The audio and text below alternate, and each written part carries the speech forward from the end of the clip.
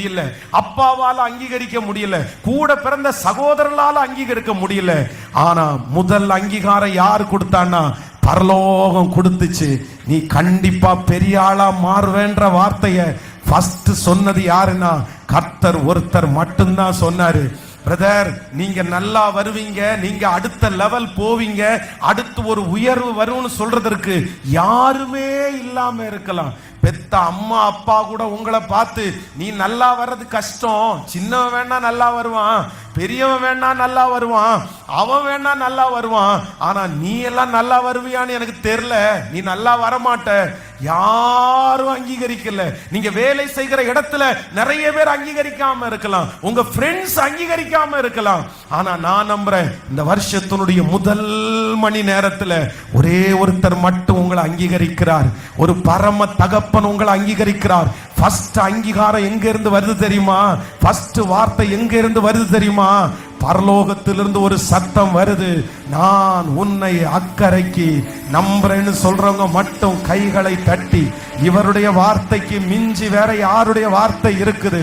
இவருடைய வார்த்தையை தவிர பெரிய வார்த்தை வேற என்ன வேணும்? இவர் சொன்னா நடக்காததுன்னு ஏதாவது இருக்குதா அப்படின்னு நம்புறவங்க நல்ல கைகளை தட்டி முழு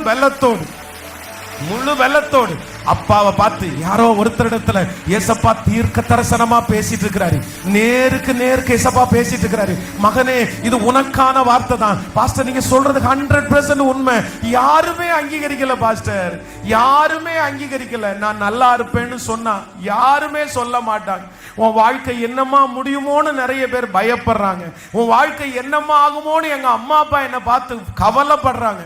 எல்லாரும் கவலைப்படுறது மாதிரி தான் நான் இருக்கிறேன், எல்லாரும் எதிர்த்து பேசுற அளவுக்கு தான் நான் இருக்கிறேன், எல்லாரும் முடியாதுன்ற அளவுக்கு தான் நான் இருக்கிறேன். ஆனா ஒரே ஒருத்தர் மட்டும் சொல்றாரு, இல்ல நான் உன்னை அங்கீகரிக்கிறேன்.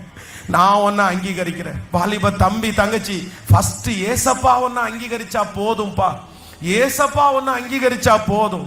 நான் நம்புறேன் ஏசப்பா உன்னை அங்கீகரிக்கும் போது யாருமே உன் கூட இருக்க மாட்டாங்க, யாருமே உன்னை அப்படி பார்க்க மாட்டாங்க. ஏன்னா ஏசப்பா தாவீது அந்த இடத்துல அங்கீகரிக்கும் போது ஏசப்பா அந்த தாவீதனுடைய வெற்றி யாருக்குமே தெரியாது.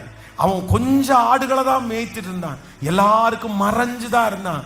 ஆனா ஏசப்பா அங்கீகரிச்ச ஒரு மனுஷனை உலகமே அங்கீகரிக்கிற ஒரு நாள் வந்துச்சுல்ல.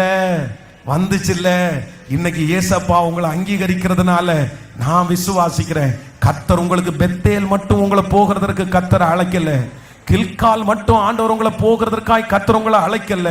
கர்த்தர் உங்களுக்கு கிருபையாய் கர்த்தர் வாக்கு கொடுக்கிறார், நீ யோர்தானுக்கு போய் எலியாவினிடத்திலே இருக்கிற அந்த 2 மடங்கு அபிஷேகத்தை நம்புறவங்க கைகளை தட்டி, கணுக்கால் அளவு அல்ல, முழங்கால் அளவு அல்ல, நீந்தி மூழ்கத்தக்கதாய், மிதந்து மகிழத்தக்கதாய் என்னை அக்கறைக்கு கூட்டிட்டு போகிற கர்த்தர்.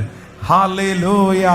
மேற்கு கிழக்கு வடக்கு தெற்கு நான் பரம்ப போகிறேன். ஹல்லேலூயா, பரம்ப போகிறேன். நான் இந்த பிரசங்கம் பண்ணி கொண்டிருக்கும் போதே யாரோ ஒருத்தரை தேடி ஒரு அங்கீகாரம் வர்றது மாதிரி நான் ஃபீல் பண்றேன். இதுவரைக்கும் அங்கீகரிக்காத நிறைய பேரை பார்த்து கர்த்தர் பரலோகத்திலிருந்து அங்கீகரிக்கிறத மாதிரி நான் ஃபீல் பண்றேன். இல்ல நான் உன் கூட இருக்கிற மகளே, நான் உன் கூட இருக்கிறேன். நான் நிச்சயமா உன்னை கொண்டு போவேன். நிச்சயமா இந்த சூழ்நிலை உனக்கு மாறும். இது நிச்சயமா இந்த சிச்சுவேஷன் உனக்கு சாதகமா மாற போகுது. நான் ஒரே ஒரு கயிறை உனக்காக அனுப்புவேன், நான் ஒரே ஒரு உதவியை உனக்காக அனுப்புவேன். உனக்காக நிறைய ராஜா அரண்மனைகள் திறக்க போகிறது.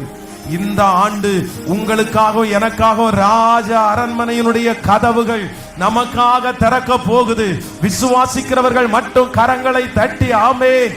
அக்கறைக்கு கொண்டு போக, மேற்கு கிழக்கு ஆமென், அக்கறைக்கு கொண்டு போவதற்கு எனக்கு ஒரு வழி, எனக்காக ஒரு ராஜ அரண்மனை எனக்காக திறக்க போகிறது. ஆமென்.